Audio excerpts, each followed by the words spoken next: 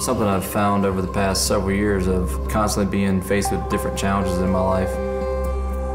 This key to survivorship I'm finding within myself and other survivors of whatever challenge or experience. I always see the willingness to create a positive outcome. Not hope for a positive outcome or wait for a positive outcome, but to actually create a positive outcome. Darol Kubacz is an adaptive adventure athlete who has been through 2 life-changing accidents. The first as a soldier in the line of duty at Fort Knox, Kentucky. The accident left him without the use of his legs. Then he had a second accident 9 years later when he broke his C1 and C2 vertebrae while ski jumping on a monoski. In Darol's own words, the accident was more physically and spiritually challenging than the first. Afterward, the only thing he could do without help was sleep. His recovery would take more than 6 months. But Darol's not the kind of person who gives up, and that's only part of his story. His story is about facing adversity and confronting fears, about vulnerability, teamwork, and surrender. In August of 2006, Darol Kubacz, together with a group of his closest friends, embarked on a journey to Africa to climb the continent's tallest mountain, Kilimanjaro. By making it to the top, Darol hoped to empower and inspire those who face physical and emotional challenges in their everyday lives. By summiting Kilimanjaro, Darol would become the first person to do so without the use of his legs or assistance. This journey brought together so many different personalities and walks of life. Some had never met each other ever before. Kevin Chirilla is the team leader and has spent his whole life making it to the top of remote mountains. In 2001, he was part of a world record expedition that saw a blind person reach the summit of Everest for the first time. Josh is Darol's younger brother. He'll be leaving to fight in the Iraq War immediately after descending the mountain. The climb gives the brothers a chance to become much closer. Josh's wife has also joined the group. John Soderberg is a world-class sculptor from Arizona. He sees beauty in everything. John believes in freedom from within and knows the mountain is supportive of that self-discovery. Alex Stricker's passion, like Darol's, is what brought him here. As a photographer, Alex has had numerous National Geographic assignments. Mount Kilimanjaro International Airport is about 45 miles outside of the town of Arusha, Tanzania. Very quaint environment, pretty much a staging area for anybody that's going to be leaving off for safaris or trekking or climbing Kilimanjaro. We were received very well by Tanzanians. I find that sitting now and being on wheels is the best way I could ever connect with kids. You know, now I'm lower, I'm down there at their level. It doesn't matter if I don't speak their language or I'm not their color, or if I just got dropped, you know, off in the middle of a cornfield from a, you know, UFO. I'm on wheels and I'm down there smiling and playing with them, and it works. I trained for almost a year before going to Mount Kilimanjaro, specifically to climb Kilimanjaro. I moved to higher elevation to live and did everything I could at the upper elevations, in the cold, in the heat, in the rain. You know, in the old days, according to the Swahili legend, the baobab tree was boastful, it was so big and strong. So God taught it a lesson by turning it upside down, making it grow with roots in the sky. Well, it's probably the biggest tree around, is it not? Several thousand years old.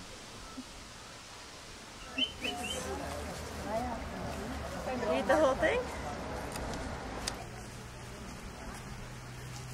About 20,000 climbers attempt the ascent up Mount Kilimanjaro every year. The relatively calm weather of fall makes it the prime climbing season. Before starting their ascent, Darol's team run into another group that has just summited the mountain. There was one other guy who had altitude sickness so bad he didn't even know what was going on.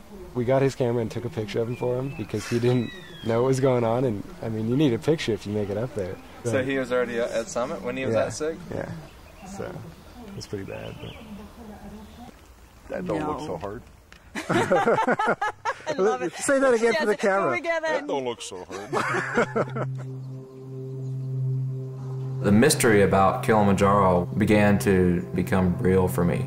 We're sitting there at the Norgoto Mountain Lodge, and behind us is this towering beast of a mountain that I'm considering to be Kilimanjaro, and for days it's covered up by clouds. I find out 3 days later, after all this talk about there's the mountain and here's the way we're going, and nope, that's not Kilimanjaro. Kilimanjaro is that way. You haven't seen it yet. The anxiety and the fear really began to build for me there, and it was time, to be on the mountain. Kilimanjaro hosts the highest peak in Africa, the Uhuru Summit, at 19,340 feet above sea level. Yet compared to the peak of Everest, which is some 7,000 feet higher, the mountain might seem fairly tame. But every year, fierce storms hit Kilimanjaro, turning day into night and bringing harsh sub-zero temperatures. The group planned to ascend Kilimanjaro via the Moringa route, which handles over 75% of the mountain's climbers each year. Let's start working. The One-Off is a 3-wheeled off-road hand cycle machine made of chromoly steel and can go where 4-wheeled hand cycles can't. It's built by One-Off Hand Cycles in Cummington, Massachusetts. I didn't do that. Okay, you come down. Before the journey began, Darol trained climbing on all kinds of terrain, but he couldn't have foreseen all the obstacles that would face him on Kilimanjaro. We get to the mountain, we go through the gate, and not even 10 feet into the beginning of the trail, we come to this ditch, and it's just the right width, and it's just the right length, just the right angle that I'm not going across it. Well, 15 minutes later, I'm still sitting there in the same spot, trying to deal with this little ditch. And I'm thinking, this isn't gonna work. The team did not anticipate the rocky terrain that they were encountering. They needed to find a solution fast. We found this big piece of metal that you'd lay in a road that would be a drainage grate. We saw this thing, we're like, you know what, this would be perfect for traction. It's aluminum, and we can set it over this obstacle and that rock and this ditch. So one thing to think about is, okay, is that rock an obstacle because one, the machine might roll over, or two, I can't actually clear it with this height right here. We'll just throw the ramps out wherever it might look like we might need it, and then maybe we use it, maybe we don't.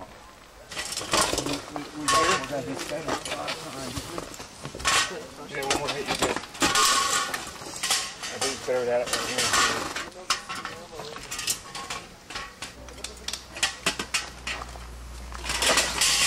That was great. You see where this tree limb is? If those rocks weren't there, I would not be able to go up that limb, my wheel would spin. But because those rocks are along this little tree limb, I could get over that. The average hiker moves up the trail twice as fast as Darol's team. No, it ain't gonna happen. As lunchtime approached, they were worried they may not be able to make it to the nearest shelter before dark. The small moves are the ones I'm afraid of. They're not grandiose. They're small, slow movements. That scares the shit out of me.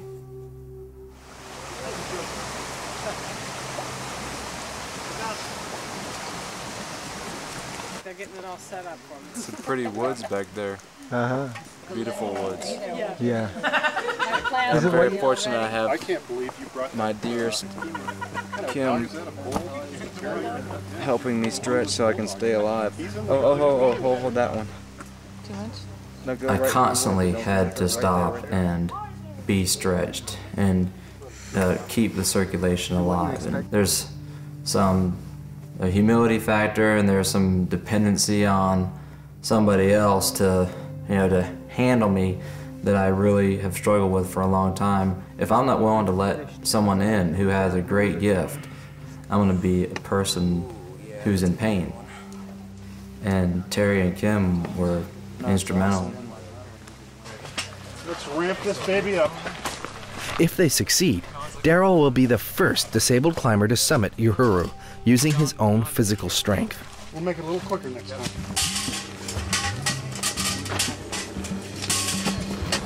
There we are, D. Center here. Yeah. Okay. Now let's see if we can get that one. I need a ramp. John. Riley.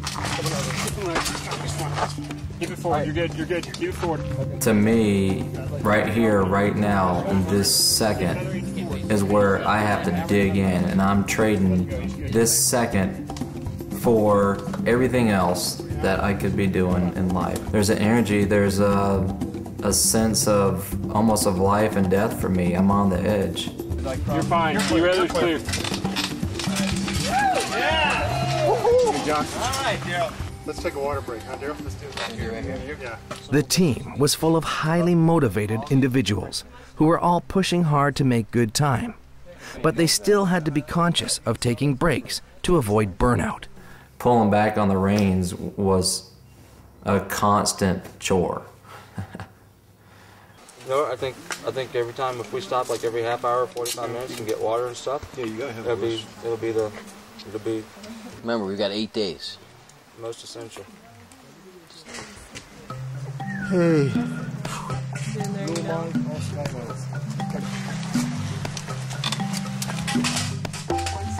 Many people back home wondered why Darol and the team had chosen such a difficult route up the mountain. But those were the same people who wondered why Darol had wanted to climb Kilimanjaro in the first place. Why would you do this? This doesn't make sense. This is unreasonable.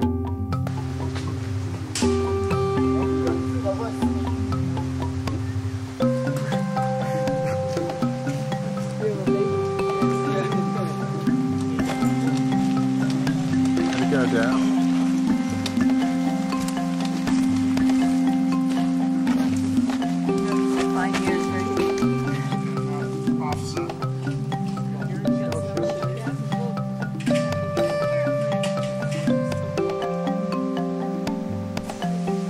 Starting to get dark. Yeah. It's about 7 o'clock. Overcoming the day's obstacles had worn down the group. But their worries weren't over. It was getting dark, and they needed to reach the huts before nightfall. This concern infused the group with a new sense of urgency. Got it.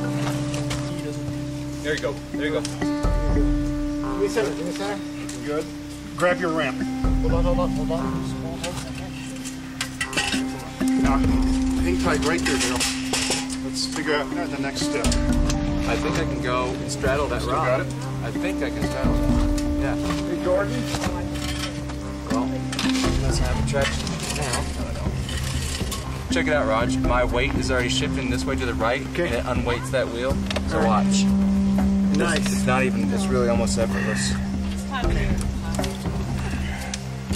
Okay, coming at you.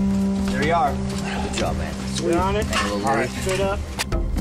Having no idea of what was in front of us, even 10 feet away, but we knew we were going up and we were making progress, even though it was in some places not even 8 or 10 feet an hour. Right. That's a good spot right there.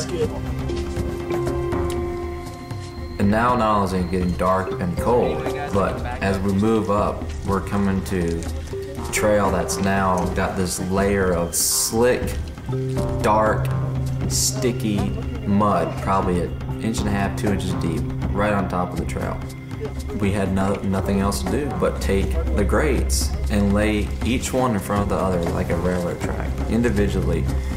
And if this didn't happen, then myself and the bike were going nowhere. The back wheel would just spin constantly. Darol, come left. All right, Darol. Keep cranking, buddy. Come left a little bit more. Come left a little bit more, Darol.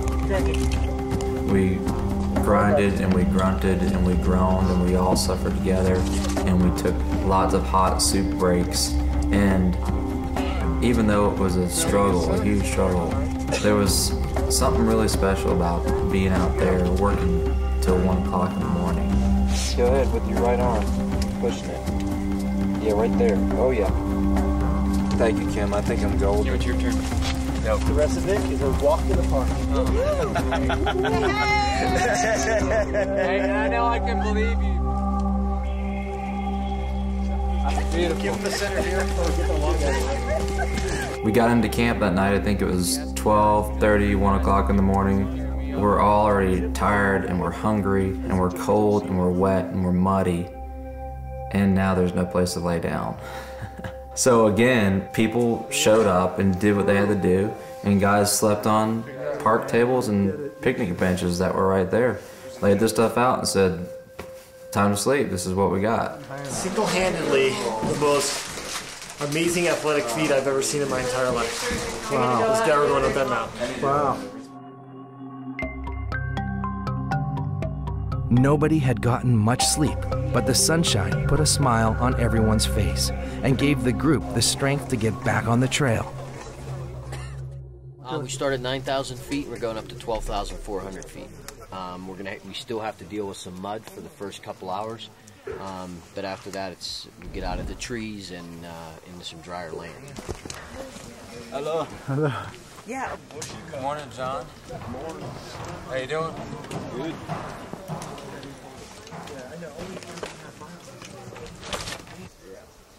The group was proud of being able to make it up 3,000 vertical feet of terrain on the first day. However, the air was still heavy with anxiety over what may lie ahead, the remaining 10,000 vertical feet left to climb.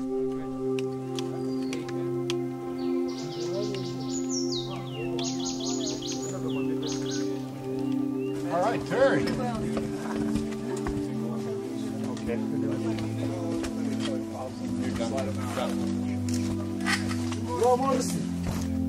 Good job, Darol. Good work, man. That's great. Good work. On this popular trail, the team encountered many hikers descending from the summit. We just came from the top. We went up the wrong guy route and are now coming back down this way. Hard. Yeah, okay. Breathtaking. Literally breathtaking. When the German comes, they say Kilimanjaro. It means it's really hard work. That is the means of Kilimanjaro. It took over 20 people making huge sacrifices to get themselves and Darol up the mountain. After day one, the team was working well and spirits were high.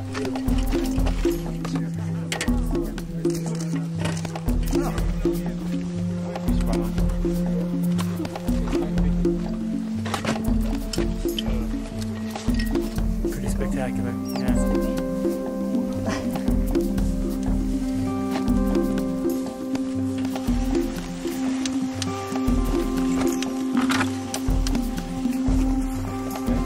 Person pulls or pushes down on the main frame, not the wheel. The way that the climber is set up, the minute that one wheel gets a little bit higher than the other, if I'm not paying attention to where I'm positioning my body, and more often than not, there's a really good chance that I'm gonna roll over.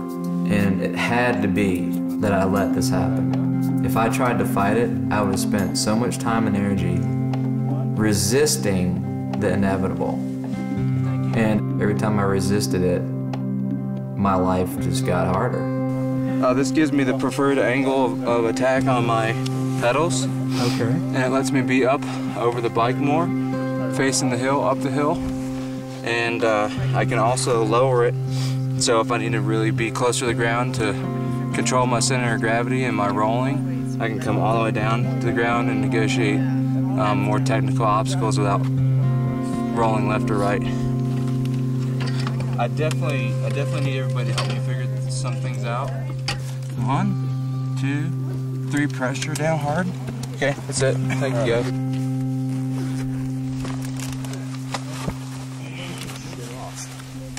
Hey, Hiley. Yes. Brother Faulkner, that's what the noise was. Yeah. How'd they pop? I think chest, just pressure I was putting on. I've been on this thing for 6 months and it's never anything about it. Take off and send people. Actually, I want you to sit on me. Kim's helping me do a modified version of restorative yoga, so when I lay down, She has individual props set up right where I need all the support, so I can just completely relax and relax really effectively. And if I take a nap, I'll sleep really deep. As they rested on the side of the trail, they saw local climbers who were there to rescue people that had gotten severe altitude sickness. So we're out here, we're going to have a little lunch, we're going to rest smart, and we're moving slow, and nobody's going to get altitude sickness. Everybody's going to go to the top. When you try to crush them and you can't. Disability, not inability. We have very many people who are very strong, but they have never done something which is visible, which even can help the society. Now see, this friend of ours, he is climbing the mountain.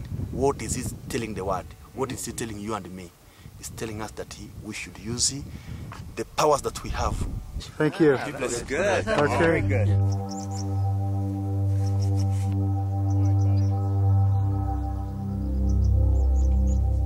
With only 6 hours of daylight left and over 1,500 feet of mountain to climb before reaching the Harambo huts, the team was preparing for another long trek into the twilight hours of the night.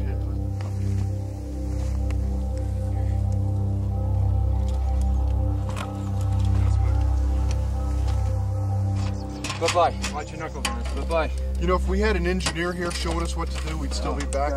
Even though some of the guys wanted to say that day 2 would be easier than day 1, I think day 2 was just as challenging. Again, it was into the wee hours of the morning that we were out. It was cold, it was dark. We were for hours on the trail without sufficient clothing and sufficient nourishment.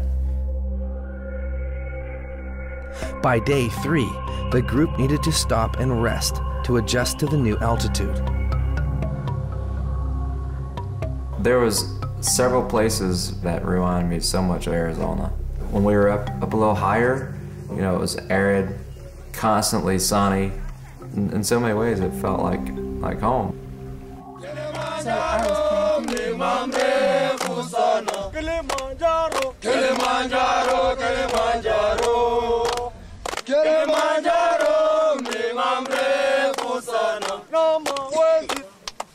Hey, all right. How high are we going tomorrow? We're going to 15,200 feet, Kibo Hut. So we have a long summit day, over 4,000 feet. So 4,000 feet in one day is hard for anybody. So it's going to be a long, entertaining couple of days, I believe, up high. Because the 4 guys who typically had handled the grate systems were totally beat down from the way they'd been working the past 2 days. We took time to train the porters, and my brother Josh did an incredible job at setting the stage up for them and demonstrating how to most effectively move us up the hill. And running up, they can just take one from that wheel and go right over. It's already sitting there. It's that close. Yeah. Just slide it over. We're on day 4 and the mountain kind of took its first casualty. Terry, one of our teammates, got a little altitude sickness, and so she's actually be heading down the mountain to the 9,200 foot camp. And if she doesn't feel well tomorrow, we'll just take her back into Arusha. She'll be fine, but just goes to show you it can hit anybody, anytime. So the rest of us will forge on and have her spirit with us. Terry keeps many of us grounded, and she helped me stay healthy, and to lose her was scary. So we left out a 12,000 foot camp. We were told that it was going to be roughly 15 kilometers, a little bit smoother going. Again, I chose to not hear too much of that and just take whatever it was and for face value at the moment. Okay, let's do it up here. In a little bit when we get up there. Okay.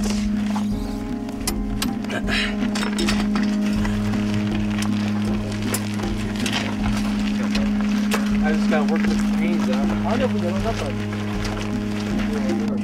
Hey guys, see this line? Boom, boom, perfect, perfect. That one, that grate, go away. That one, take it out. Yep, we don't need that one, so watch. Just watch how it works.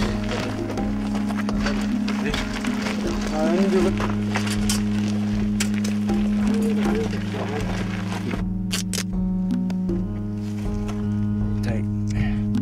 That's good. Perfect. So the travel was so different than the past 2 days because it was a lot quieter. We moved very differently. There was probably 6 of us that moved along the trail, and about half of the team left out before myself and the second half. We chose to do this so we could have at least half the team be strong for the next day. Hey, he gets over that one, put that one right here. Okay? All right, Darol, you got lefts and centers. Keep your right here.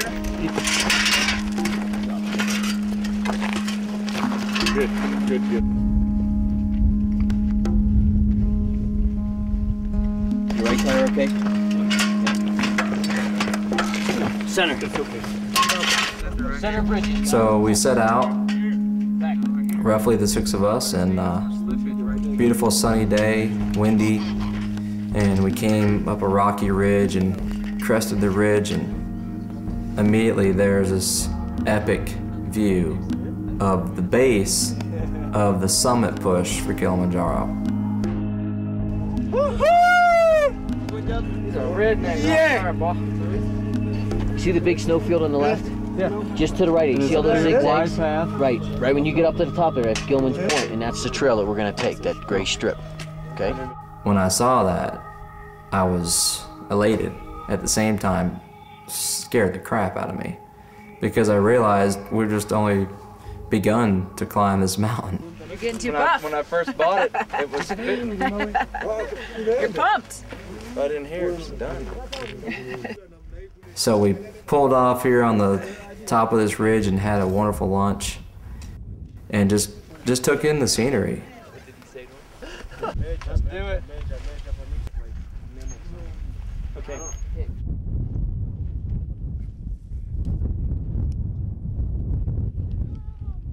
Other side of the ridge dropped down for a bit and opened up into this red, sandy, desolate, windy and cold environment. I can only describe it to look somewhat like pictures I've seen of Mars.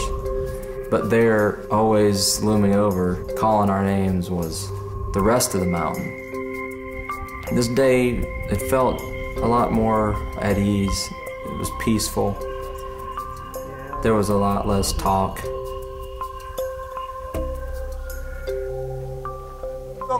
Nixon had roughly 25, 30 of his friends and family that he worked with that are porters and guides on Kilimanjaro. When I look at these guys and see their positive attitude and their huge open hearts, it makes me smile. If there's one thing that every one of these guys had to offer, it was a smile, no matter what was going on. As the team was getting closer to their goal of making it to 15,000 feet, it was necessary to break more frequently in order to acclimatize their bodies to the extreme altitude. Go! Somebody need that now.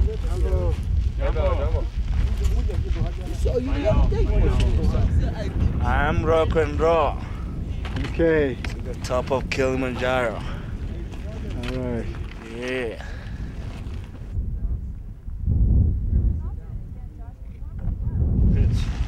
Yeah, they need to be closed for sure. Thanks, Joanne. Fast. It's cooling really, really fast, and I wanted to get in before sunset, and I wanted to watch the sunset from 15,000+ feet. And I'm thinking, I gotta beat the sun, I gotta beat the sun. And after doing this for 3 or 4 hours, it was back to just relentless grinding and grunting.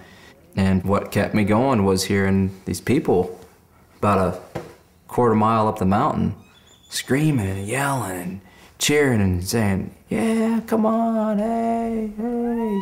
Come on, Darol! I couldn't see it.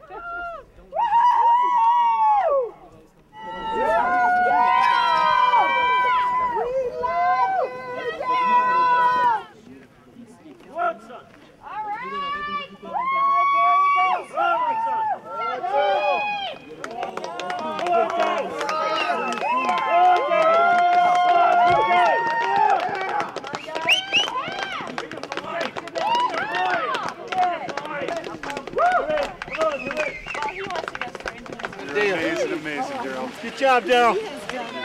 Where are we going?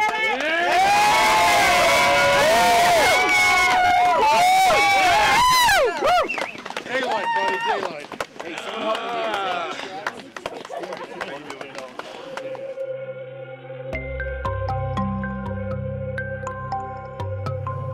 me. It seemed as though, even though we laid down to rest on Kilimanjaro, I don't ever remember sleeping. Morning, how you doing, buddy? Weird night. Yeah, everybody's describing a weird night. Lying awake. No? I'm alive.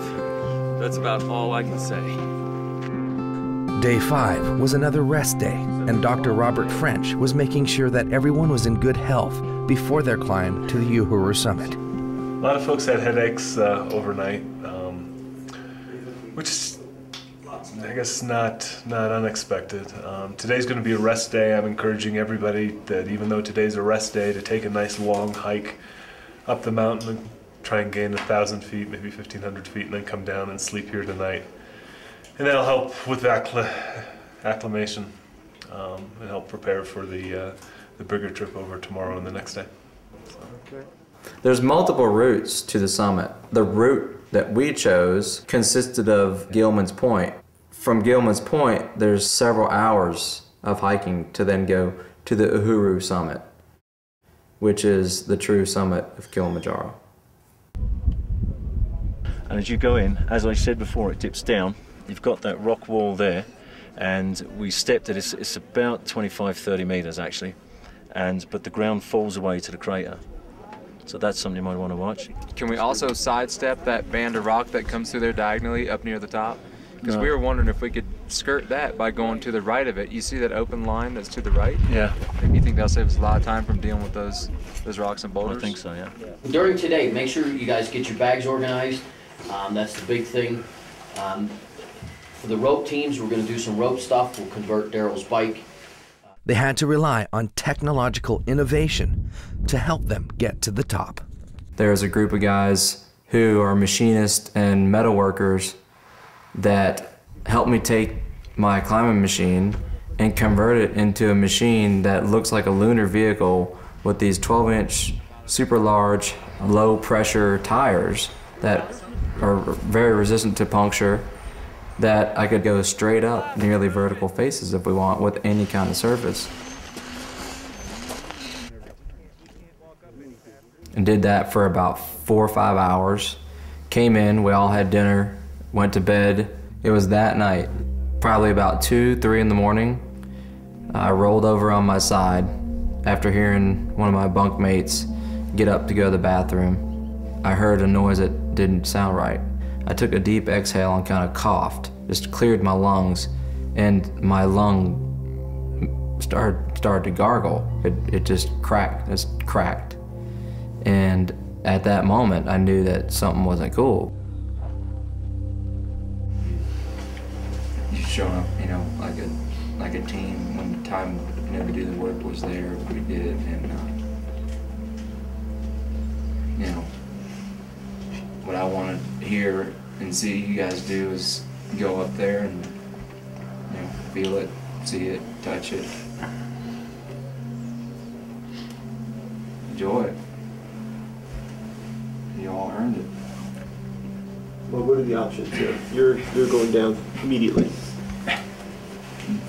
I'm doing what the doctor said I'm supposed to do, and he can explain what he heard or knows. Go on to you guys. You want to explain it, or you gotta everyone gets it? You guys earned it.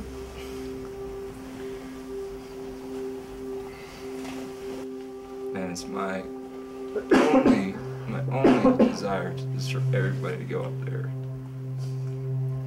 And I'll see you all at the bottom. Beers. Let's get you down safely. I think it's a much smarter decision. Everyone else is feeling healthy. I think you go and get up there. As far as that goes, I think everyone else is a go. Is that true to say, or? Hey, I do want to say the longer you spend on a mountain, more things happen, and we are spending a long time on Kili, and things come up. And all I got to say is I'm more proud of this team than any team I've ever been a part of, and I mean that. We've all worked our ass off. Well, Darol, I want to say thank you. Darol, you're amazing.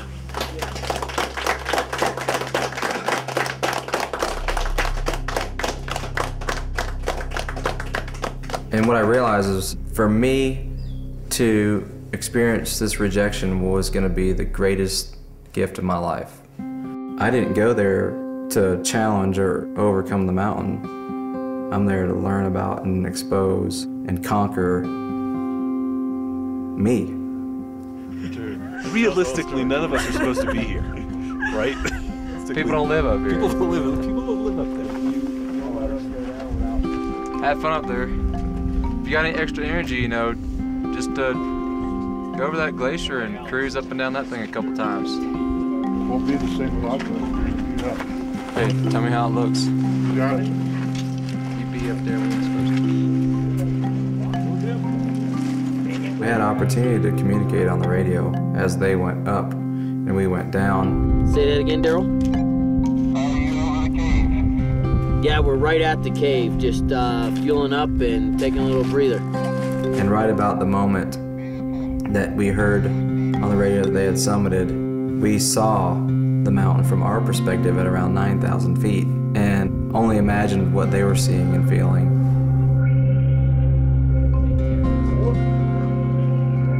And at the same moment took a picture of the mountain as they were summiting.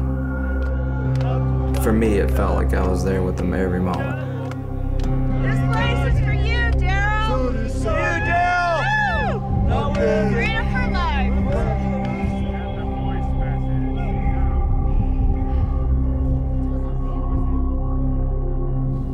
After being denied the summit, I'm seeing how important the journey, the climb is.